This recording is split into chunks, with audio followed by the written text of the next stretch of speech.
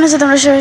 খুব খুব ভালো আছো, কিন্তু আমি খুব একটা ভালো নেই। এখানে দেখছো ওষুধ খাচ্ছি, কারণ গরমে আমার পুরো মাথা ব্যথা হয়ে গেছে। তারপরে আজ থেকে আবার স্কুল। এটা হচ্ছে 10 তারিখের ব্লগটা, যার জন্য তোমাদেরকে বলেছিলাম ব্লগ আসতে দেরি হবে। আগের দিন কম্পিউটার ক্লাস ছিল, তো এইসব যা যা ডকুমেন্টস আছে আমি মানে সব কম্পিউটার ক্লাস থেকে জেরক্স করে আনিয়েছিলাম। আর তোমাদেরকে বলি, মানে এত গরমে এবারে চান করতে যাবো আর কি। তো প্লিজ তোমরা এত গরমে যখন বেরোচ্ছ, মানে অতিরিক্ত প্রয়োজন ছাড়া তো কেউ বেরোবে না। তো খবরে শুনছি হিট স্ট্রোক হয়ে যাচ্ছে, এই হয়ে যাচ্ছে। তো প্লিজ মুখটা বেঁধেই বাইরে বেরিও, নইলে বাইরে বেরিও না। তো এই যে দেখতে পাচ্ছ চারিদিকে এরকম অগোছালো হয়ে আছে। মা অর্ধেক জিনিস গোছাতে গোছাতে বাইরে সবজি কিনতে গেছে। এবারে আমি রেডি হতে বসবো।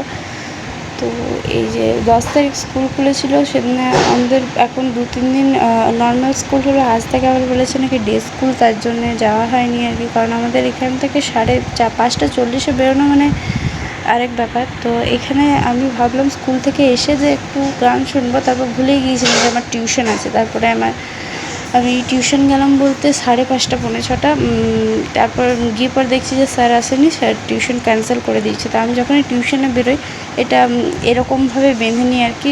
তোমরা বুঝতে পারছো 4:30 রোদটাও খুব একটা ভালো রোদ নয়। তবে এইটা আমি কম্পিউটার ক্লাস যেদিন যাচ্ছিলাম সেদিনকার ভিডিও, মানে 9টার সময়। তো আমাদের স্কুল ড্রেসটা দেখানো যেহেতু অ্যালাউ নয়, তাই জন্য তোমাদেরকে দেখাইনি।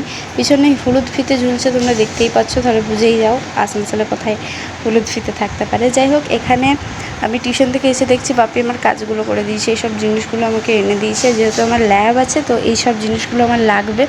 আর আমি এখানে দেখছি আর ভাবছি বাপি তোমাকে ঠকিয়ে দিল। আমি কম্পাসটা না হয় একটু অন্য রকমের, একদিকে বাড়লে দুদিকে বাড়বে, এই জিনিসটা আমার কাছে ছিল না। কিন্তু আমার না মেকানিক্যাল পেন্সিলটার দরকার ছিল না, আমার কাছে অলরেডি আছে। আর এই দুটো জিনিস এদের যে কোনো দিন ব্যবহার লাগে সেটাই আমি জানতাম না। আমার বক্সে বেরোতো, আমি সাইডে রেখে দিতাম। আর স্কেলটাও আমার কাছে ছিল। বাপিকে যা খুশি ঢুকিয়ে দিচ্ছে, আমি গেলে পরে এগুলো ঢোকাতে পারতো না। যাই হোক, আর এই যে বাপি এগুলো লেবু এনেছে, এত বড় বড় সাইজের এগুলো লেবু না, পাতি লেবু বলে এগুলোকে। তো এই যে আর দুটো পেন্সিল বক্স দিয়েছে, একটা কালোটা ভাইকে দেবো আর এইটা আমি নেব। আর বই, প্র্যাকটিক্যাল খাতা এইসব এনে দিয়েছে আমাকে। এই যে দেখতেই পাচ্ছ, বইটার উপর না বিচিত্রা লেখা ছিল। তো আমি ফার্স্টে কনফিউজ হয়ে গিয়েছিলাম যে এটা বই না সহায়িকা। যদি সহায়িকা হয় তাহলে তো বাপি বেকার এনেছে, কারণ সহায়িকাটা আমার কাছে আছে। স্কুল থেকে এই বইটা বলেছিল তুমি আদৌ বই এনেছো কি সহায়িকা এনেছো, আমি এটা বলছিলাম। দিয়ে আমি ফোনে সার্চ করে দেখলাম, তো এটা বিচিত্রাটা সহায়িকা বলেনি, টেক্সট বুকই বলছে। যেগুলো বই সেগুলোর পাশে বই লেখা আছে, সহায়িকারগুলোর পাশে সহায়িকা লেখা আছে। এখানে কিছু ফল দল এনেছিল আর কি, ফলগুলো তোমাকে দেখাচ্ছিলাম। আর এই যে এই দুটো বক্স, আর ওখানে স্লিপটা উড়ে বেড়াচ্ছে, কোনো কাজের নেই। তো এরপরে আবার একটা টিউশনি আছে, তারপরে এসে পরে আস্তে আস্তেই 10টা। তো এটা হচ্ছে নেক্সট দিনের ব্লগ। দেখতেই পাচ্ছ একজনকে ঘুম থেকে ওঠানো হচ্ছে, আর এদিকে কুলার থেকে জল বেরিয়ে গেছে পুরো একদম গোটা ঘরে।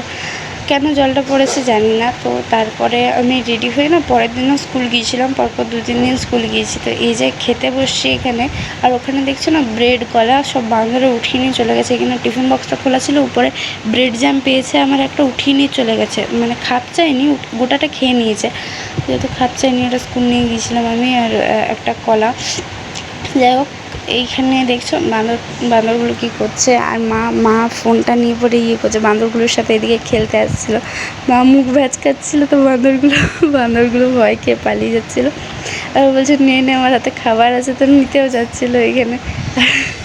মা এখানে খেলছিল বাঁদরগুলোর সাথে আর কি।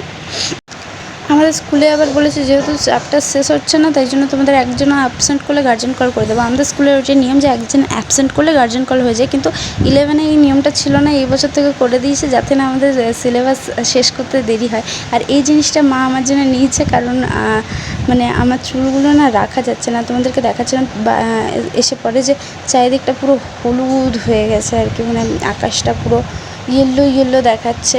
এই যে খুব সুন্দর দেখাচ্ছিলো, কিন্তু এদিকে তো গরমে মরে যাচ্ছি। তো আমরা 2 দিন ধরে ভাবছিলাম যে কখন বৃষ্টি হবে, দক্ষিণবঙ্গের লোকজন। তো তারপরের দিন বৃষ্টি হলো। এইখানে দেখতে পাচ্ছ গোটা গায়ে আমার ঘামাচি বেরিয়ে গেছে, শাড়ি পরে, তারপরে কলার অবধি বোতাম দেওয়া আছে আমার জামাটাতে। তো গোটা গায়ে ঘামাচি বেরিয়ে গেছে। আর 3 তলার উপরে আমাদের ক্লাসরুম। তো যাই হোক, এখানে 3 নম্বর দিনে অন্তত একটু হলেও বৃষ্টি হয়েছিল। কিন্তু ঠিক তার পরের দিন এত রোদ দিয়েছে যে মনে হয়নি যে আগের দিন বৃষ্টি হয়েছিল। যাই হোক গাইস, আজকের ভিডিও এখন পর্যন্ত। যদি তোমাদের ভিডিওটা ভালো লেগে থাকে তাহলে অবশ্যই লাইক কমেন্ট শেয়ার সাবস্ক্রাইব। দেখাবে নেক্সট ভিডিও কোনো দিন। বাই, সবাই ভালো থেকে সুস্থ থেকো।